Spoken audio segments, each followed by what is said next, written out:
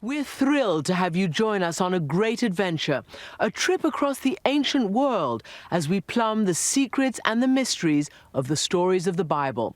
Hello everyone, I'm Christiane Amanpour, and those stories from Genesis to Jesus still, incredibly today, have the power to comfort us and to guide us, to cause us to go to war and also to make peace. Today, Jews, Christians and Muslims revere the same tortured, often brave, always fallible heroes that stride across the pages of this book. As our journey continued, we headed east into the Sinai Desert, following the trail of yet another complicated biblical hero, Moses, wanted for murdering an Egyptian slave driver who was beating up an Israelite worker.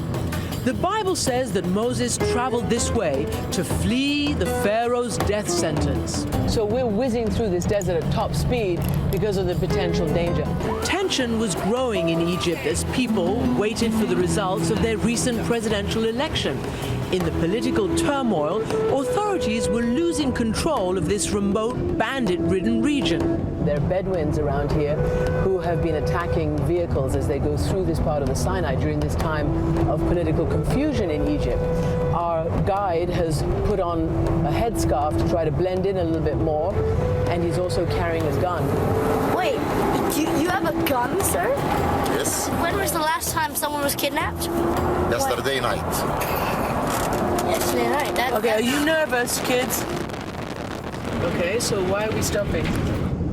Suddenly, our driver pulled over in the middle of nowhere to have a chat with a local Bedouin. It seems out here in the desert, everyone knows one another and gossip travels fast. What does he say? He told me the road now, until now it's okay, and don't worry, and if anything happened, contact us and we're going to finish everything, don't worry. All right, we're safe? Yeah, we are safe. And so with our peace of mind restored, we arrived at St. Catherine's Monastery, tucked into the mountains of the same remote region where the Bible says Moses had finally stopped running, a place called Midian. When people come here, they're astonished at how harsh and stark everything is. We were welcomed by Father Justin, a Greek Orthodox priest and a Texan by birth. He is the caretaker of the monastery. You must have had so many pilgrims visiting here. What is it you think they take away? They become aware that you have to be away from the distractions and the routines of modern life to really become aware of God's presence. According to the Bible and the Quran, which names him the prophet Musa, this is where Moses married a local girl, had a few children, and became a shepherd, a seemingly simple existence for the man who would go on to lead the Exodus. But as the Bible tells it, his time as a shepherd was the perfect preparation for what was to come.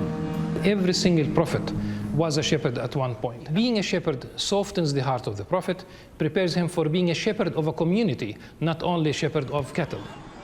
Meanwhile, far away on the banks of the River Nile, the Bible says that Moses' brethren, the Israelites, were still enslaved by the Pharaoh, building his grand palaces and temples.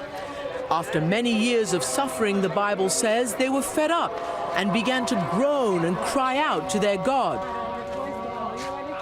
You know, Jews have been at the forefront of almost every social justice movement of the 20th century. When you look at, you know, the civil rights marches, there were very often Jews in the front row and second row, and I think that there's a straight line from that groaning in the story of the Exodus to that, the idea that we speak up.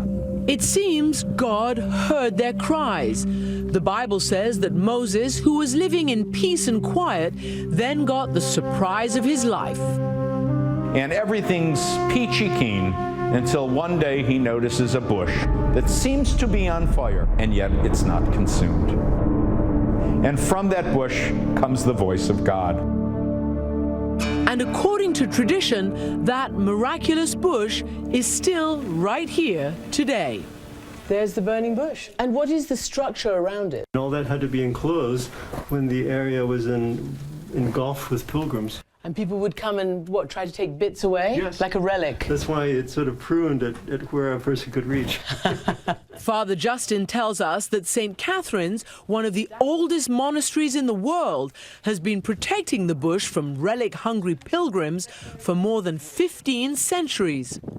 Are you convinced that this is the burning bush? We believe that the first Christians who came here picked up this living tradition that this is the place where God revealed himself in such an extraordinary way. According to the Bible, it was at that very moment that God first revealed his name, Yahweh. In Hebrew, it means, I am who I am. Basically, Moses is given the mission. Go down. Shall we sing it? Go down, Moses. Go down and tell Pharaoh to let my people go. You know, Moses is very reluctant when God signals to him that he has to be the leader of the Jews. And his first response is effectively, I don't want to be, or I wouldn't be good at it. He is an unsure leader. Don't pick me, God. And how many of us, if some finger came out of the sky and said you, we would say, no, not me, not me.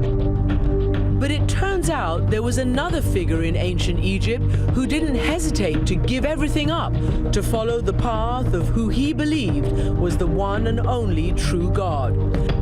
Far away from the ancient royal capitals of Luxor and Karnak, archaeologists have discovered the remains of the lost city of Amarna. Quite a deserty space, but Akhenaten seems to think it was great. Akhenaten was the pharaoh who built this city, and his revolutionary ideas about just one God shook ancient Egypt to its core. How are you? I'm Christiane. Rawia Ismail, hello. That's a nice name, Rawia. Thank you. What does it mean? It's a classical Arabic name, means the storyteller. Well, you're aptly named for us. Rawia Ismail is an Egyptologist from Cairo who spent years studying the ruins of Amarna. She says that when Akhenaten gave up the comfort of his palaces along the fertile Nile Delta and moved to this desolate place, it was an act of devotion to his one God. Why did he come here? What kind of an outlier was he? The idea was to find a place that has never been used by any other gods, to be virgin, as what he called it. So he chose this place. At first glance, we couldn't see much. But then a caretaker arrived to open a padlocked door and led us into one of the most beautiful tombs that we'd seen so far. Even thousands of years later, the walls are still covered with Akhenaten's radical message of monotheism.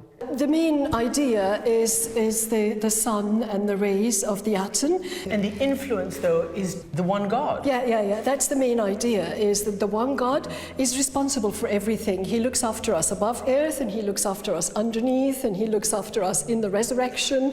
In another tomb at the site, Rawia shows us an inscription of the famous hymn to the god Aten. The hymn is surprisingly similar to Psalm 104 from the Old Testament of the Bible, a psalm that's often attributed to King David. Connections lead you to believe certain things about Moses. As an archaeologist, maybe not. As a Muslim woman, I believe he existed from the Quran, because these type of words can never be a man-made. No matter what you call this power, Allah, Jesus, Yahweh, whatever, it's one at the end. And in all these religious traditions, Judaism, Christianity, and Islam, Moses finally answered God's call and headed home to face down the Pharaoh.